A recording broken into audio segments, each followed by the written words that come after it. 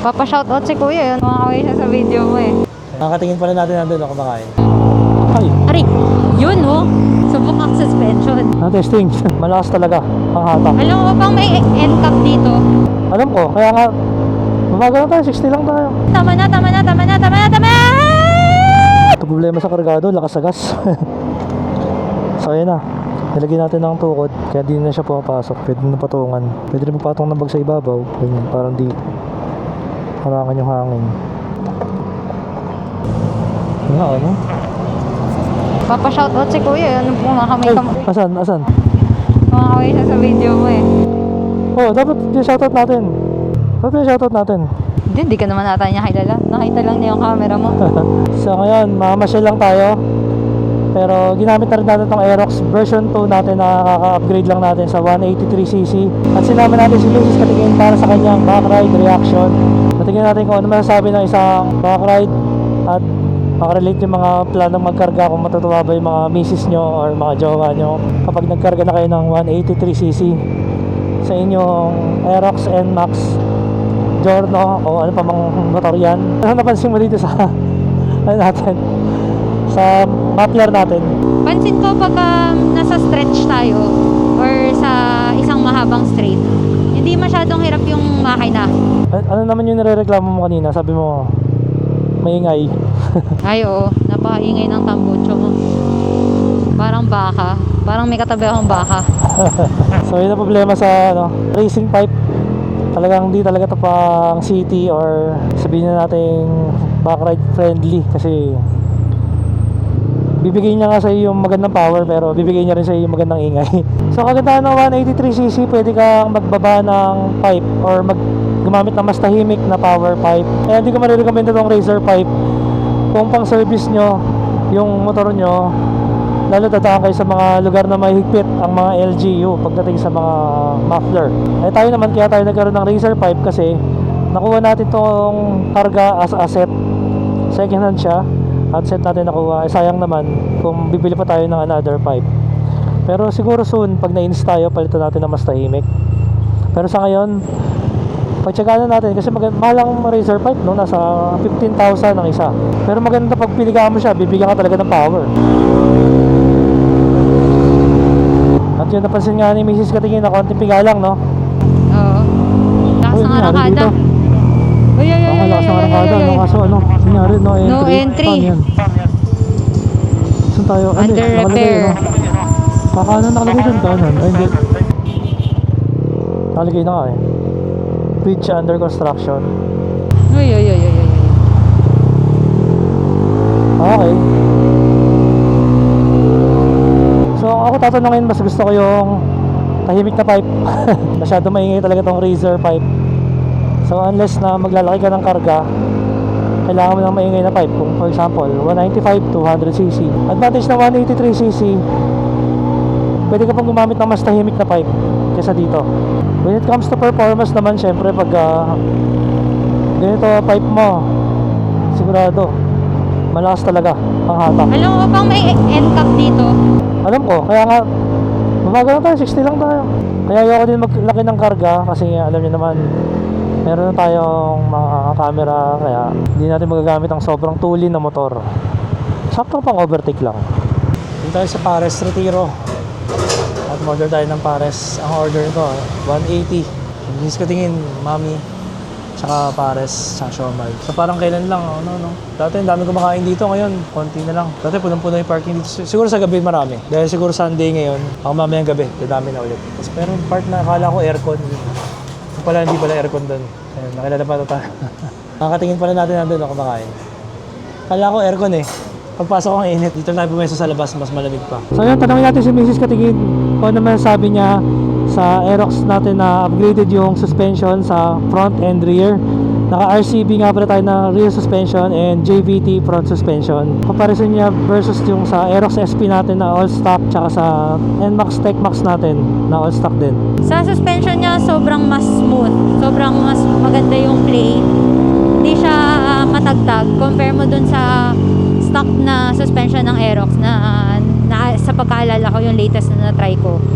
Sobrang tagtag talaga nun. So kung compare mo sa aftermarket shock na nakakabit dito sobrang layo na difference. Talagang worth it.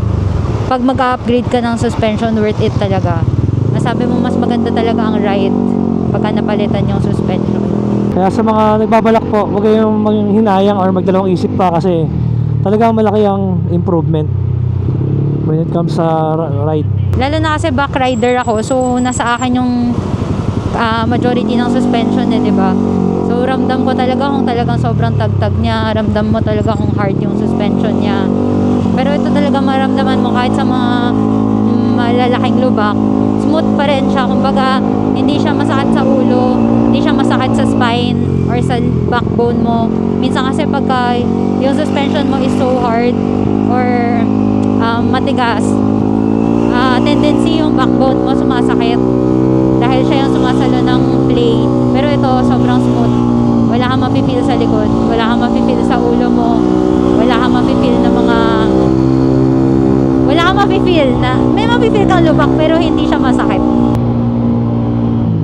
Yun, isa sa napansin ko yung quality niya, malambot yung play, tapos mabagal yung rebound. Tsaka fully adjustable kasi yung rear suspension natin. While yung front naman, preload adjustable siya. Yun o. Suabe yung suspension. Suabe. And pinaripak nga pala natin yung front suspension natin ng JBT kasi tumagas na yung fork seal. Ang nilagay natin Motorex na medium. So yung medium viscosity para mabagal yung laro niya, kasi kung soft ang ilalagay mabilis tutukod. Maganda lang yung soft sa mga chill ride tsaka sa mga magagaan na riders. So kanina may dumaan na naka open pipe, hindi pa rin naman pala siya ganun kaingay kasi kung ikukumpara natin sa open pipe na yung mga gamit sa pang drag sa mga underbone, yun talaga pinakamaingay. So ito basic na malambot. Tama ba? Hindi naman masakit sa tenga, di ba? Masakit. Masakit sa tenga talaga. So yun, hindi mag-a-agree ang mga backride nyo sa Razor pipe. Gagamit na lang kayo ng power pipe na mas maliit ang tip. For example, JBT version 2, kagaya rin na yan sa harap natin, no? Or Jiren version 3. Yan yung mga mas tahimik, mas maliit yung tip. Lalo na pag gamit mo pang daily ride, long ride, yan yung matagal kang nakababad sa motor. Parang mas maganda ng medyo mas tahimik yung motor mo. Although naiintindihan ko yung ibang tao na gusto nilang lakasan yung pipe nila, dahil nga pag motor ka kasi tapos naka-stock pipe ka, medyo hindi nararamdaman yung presence mo, lalo na pag may mga kotse na hindi ka nakikita tuwing gabi. So minsan advantage din na medyo may ingay yung pipe mo. At least alam ng mga tao or alam ng nasa kalsada na may motor na paparating, may motor na nasa tabi. So naiintindihan ko yung advantage, no? Pero yun nga, meron na naman tayong law na sinusunod. So siguro kung pasok naman sa DB meter yung pipe, na aftermarket pipe, maganda. Kumbaga, ano naman siya, recommended. Kasi nga, lalo na ngayon, safety first. So, yun.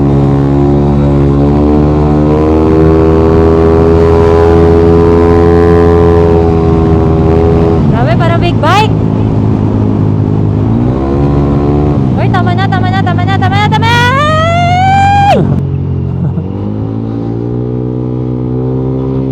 Gusto ko yung hatak niya kasi smooth, tsaka di ba hindi siya ma-vibrate, no? Tsaka konti piga mo lang, ando na siya. Hindi na masyadong kailangan, nakakapagod kasi yung stock, yung sagad ka ng sagad ng ganun. Ito konting-konti lang ipiga mo, yun eh. Masakit lang sa dibdib, no? Sa last ng base, no? Masyadong Ano, base, masyadong ma-base yung pipe. Parang masakit sa dibdib. Hindi, tsaka parang nga siyang baka. As in, yung tunog niya talaga literal na parang tunog ng baka. As in, parang may baka sa tabi mo. Kaya minsan, pag long ride nga, sabi ko nga, mas maganda, mas minimal yung tunog niya. Hindi ganitong tunog. Kasi minsan nakakairita na dahil nga parang may katabing baka.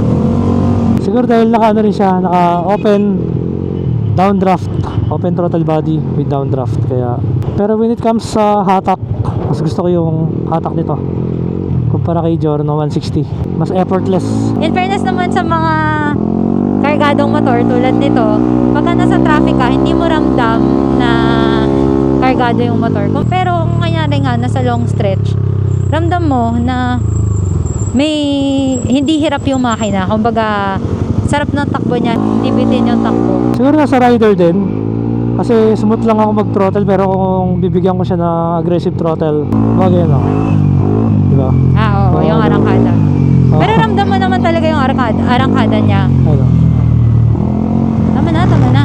Compare mo sa mga sa stock Aerox, ramdam mo naman yung lakas ng arangkada niya. Yun nga lang, siguro dahil nakasakay na rin ako ng mga big bike, kaya di ko masyadong feel na uy, ang bilis ganun.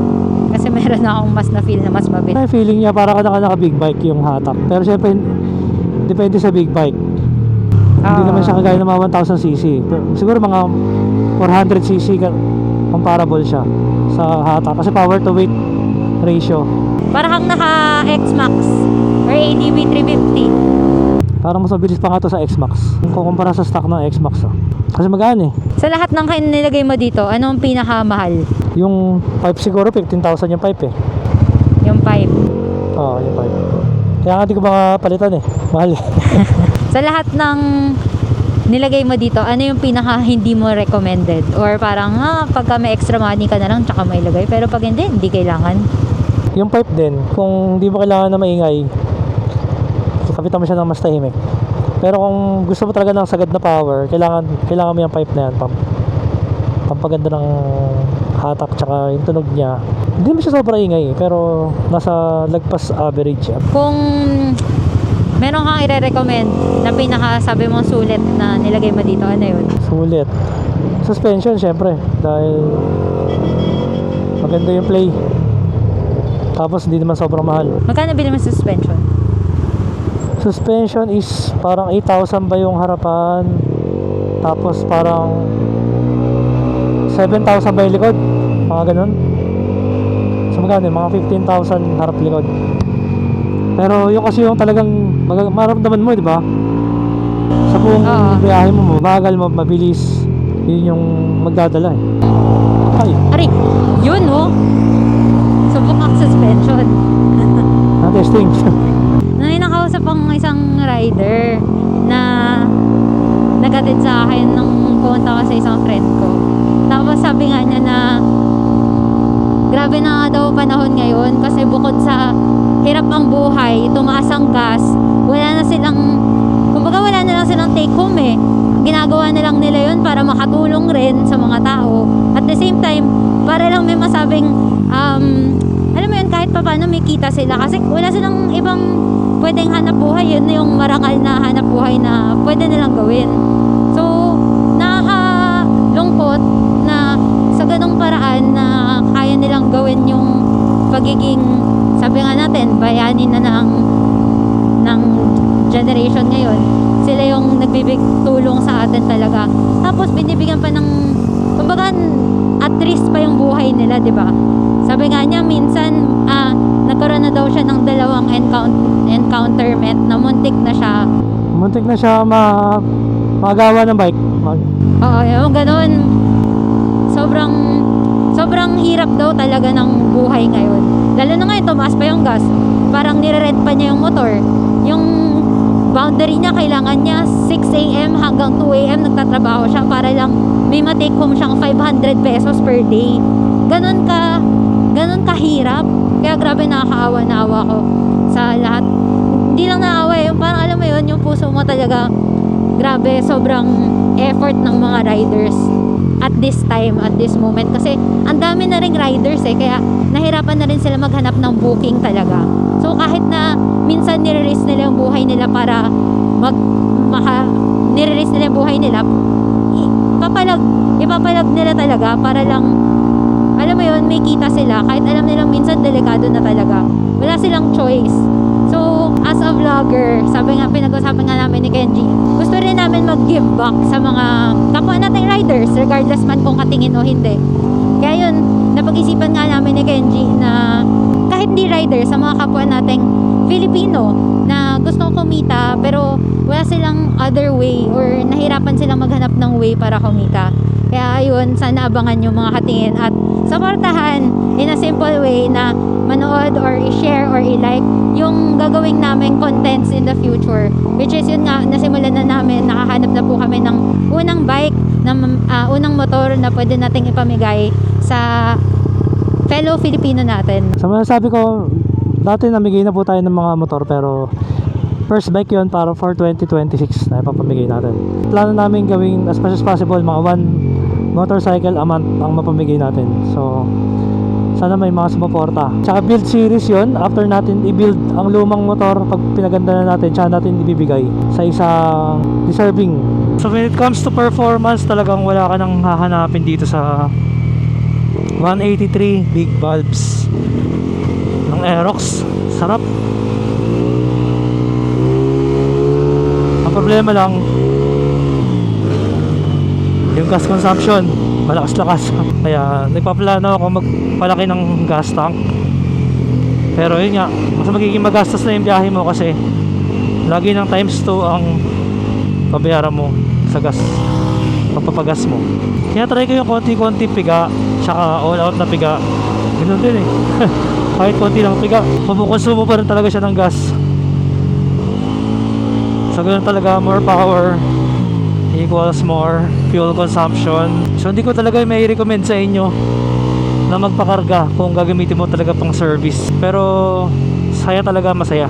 Pero yun nga, nung binakaride ko si Mrs. Katingin, feeling ko ganito pa rin katulin pero hindi, nagbago, mas mabagal siya kapag may back ride. So yun talaga ang nakikita kong downside ng smaller engine. Kung 63 lang ang nilagay mo, 183 lang, di ganun kalakas yung torque. So pag may back ride ka, mas mabagal takbo. Siyempre habang lumalaki makina mo, mas malakas ang torque, mas kayang-kaya niya may back ride. So iba yung hatak nung dalawa na kami. Hindi na siya ganung nakakatakot. Nagulat nga ako eh. Kala ko kasi kahit may back ride ganun pa rin, pero hindi pala.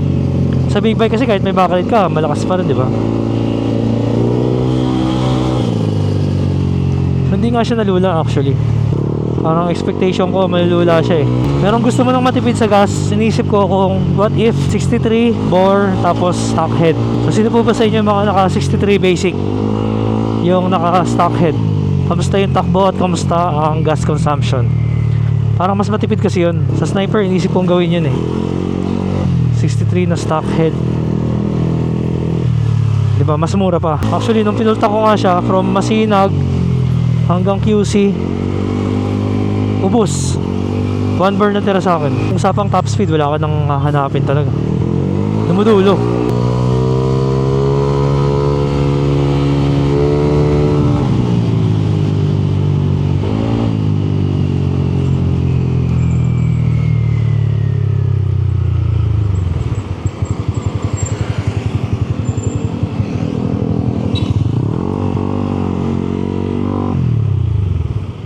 Ito nga pala yung ginawa natin sa compartment natin or U-box natin. Bumili tayo nito. Parang ano to eh, sabitan ba yan? So yan siya, detachable pa rin to. Yan, dito na yung lagay. Detachable to kasi gusto mo linisin, ganyan. Gusto mo check yung throttle body, may gusto kong gawin. Tapos may mga stopper na yan. Dati kasi gumagalaw to eh. Yan ngayon no, wala, fix na siya. Yan. So kahit lagyan mo ng mabigat, hindi na yan gagalaw.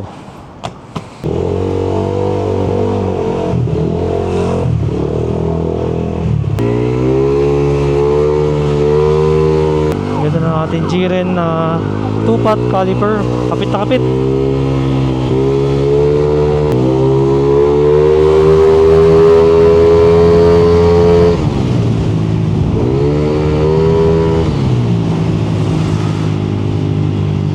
Hatak niya sakto lang naman eh. Hindi naman sobrang tuli na para matatakutin eh. Tsaka maingay, kaya akala mo matulid na talaga siya. Diba? Uy, okay so, siga oh. Siga yun ah. Kaya na ba ngayon ng gas? 84 pesos na. Kaya ngayon, mahalang gas, mamumulubi ka talaga pagka kargado. Yung sakto-sakto. Thank you. Full tank natin ito nung nakaraan ginamit natin kasama si Mrs. Katingin at nag-travel lang tayo around mga I think total of 30 kilometers lang. 2 liters na nagamit natin. So talagang ganun eh, no? Ano yun chill ride lang yun. Hindi man tayo bumakbak masyado. Talagang ganun ang takbuhan eh, no? So just like that 2 liters na kagad na nagamit natin.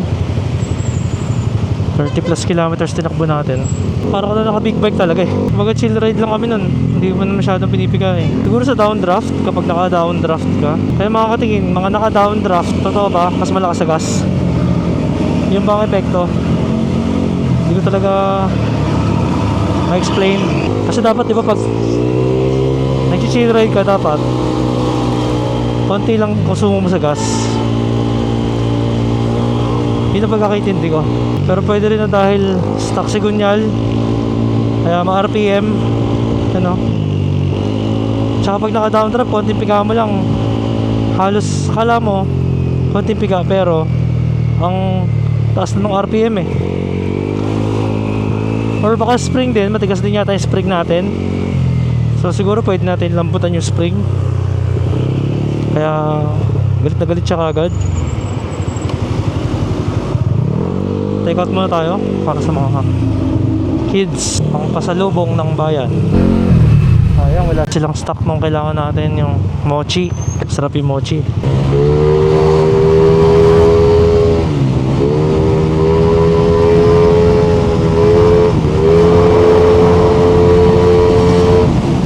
So kung isipin nyo, kasi tulin na ba siya ng big bike? Hindi.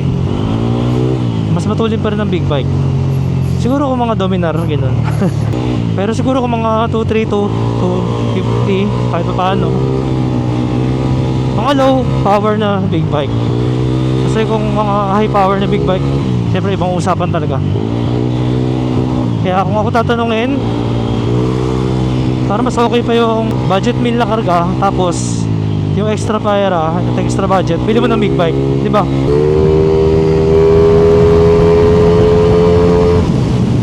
Nakabelo siya, dun siya tumutulin kasi nga stock stroke. So for the price, magsigunyal ka na lang, wag ka na magtipid. So nababago yung pananaw ko. Sabi, tama sila Chikoski, no? Kasi later on, sabi nila, may immune ka na dun sa takbo. Una, tulin-tulin na para sa akin eh. After using it for a few days, pinagsiservice ko, na-realize ko na hindi naman pala siya ganun katulin. So kung talagang magkakakarga ka, konti na lang ang difference, lagyan mo na ng crankshaft para ma-maximize mo talaga yung arangkada, yung torque. Dito mag-aantay ka pa eh.